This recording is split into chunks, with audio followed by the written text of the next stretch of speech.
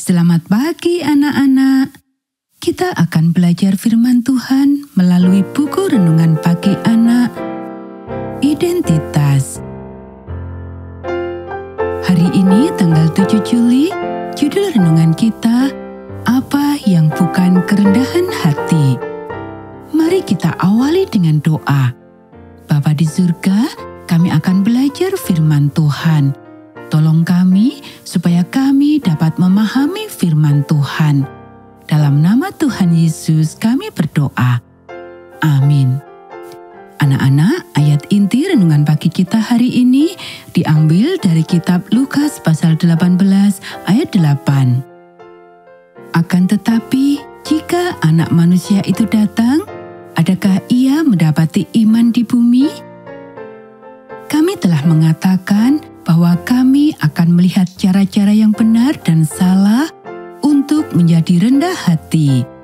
Hari ini kita akan melihat sebuah ide yang keliru yang bisa jadi sulit untuk ditangkap, kerendahan hati yang salah. Semua orang tahu bahwa seorang Kristen seharusnya rendah hati. Terlalu sering hal ini mengarah pada sikap merendahkan diri, meremehkan pencapaian kita, menerima apapun yang diberikan, dan tidak pernah membela diri sendiri. Hati orang yang rendah hati biasanya berada di tempat yang tepat. Kita sangat takut akan kesombongan. Kita berusaha keras untuk menjadi lemah lembut dan menyenangkan hati Tuhan. Apakah yang dimaksud kerendahan hati? Yesus menceritakan dua kisah tepat bersamaan dalam Lukas pasal 18 yang mencontohkan dua hal yang berlawanan. Kisah pertama ada di 8 ayat pertama. Seorang janda yang diperlakukan tidak adil mendatangi hakim dan meminta keadilan. Seorang pria yang keras dan tidak peduli mengabaikannya. Namun ia tetap membela hak-haknya. Dia terus kembali bersikeras bahwa dalam hal yang benar harus ditegakkan. Yesus berkata bahwa dia akhirnya akan mendapatkan apa yang dia inginkan dan kemudian mendefinisikan hal ini sebagai iman yang gigih. Tetapi bagaimana dengan memberikan pipi yang lain? Bagaimana dengan mengasihi musuh Anda? Faktanya, seperti banyak hal lainnya, kerendahan hati tidak mudah dilakukan. Jarang sekali kita dapat mengetahui dengan tepat apa yang harus dilakukan dalam situasi tertentu. Itulah sebabnya kami menghabiskan waktu pagi, siang, dan malam untuk mengutamakan Tuhan di setiap saat.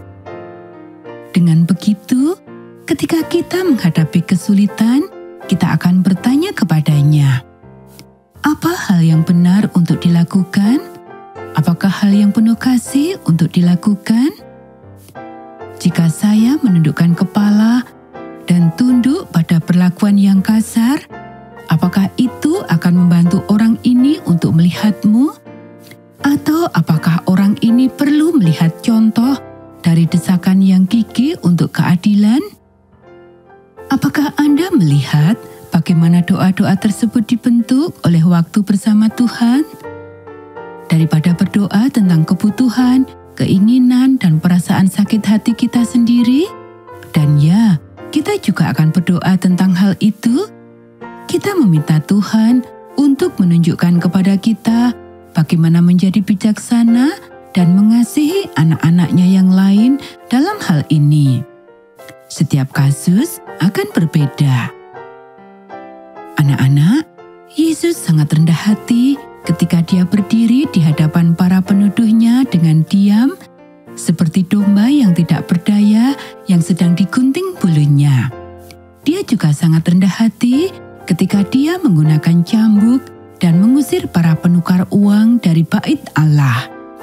Ingatlah, dia mengatakan kepada mereka untuk tidak menjadikan rumah Bapakku sebagai sarang penyamun. Dia bisa saja dengan jujur mengatakan rumahku, tetapi dia keluar untuk membela Allah, bukan dirinya sendiri. Anak-anak, Demikianlah renungan pagi kita hari ini. Mari kita akhiri dengan doa. Yesus yang lemah lembut dan rendah hati, tolonglah saya untuk tetap bersamamu setiap saat. Ajarlah saya untuk benar-benar rendah hati tanpa meremehkan diri saya sendiri atau orang lain. Ajarlah saya untuk menjadi bersemangat dalam memperjuangkan hak-hak-Mu dan mengasihi musuh-musuh saya. Amin.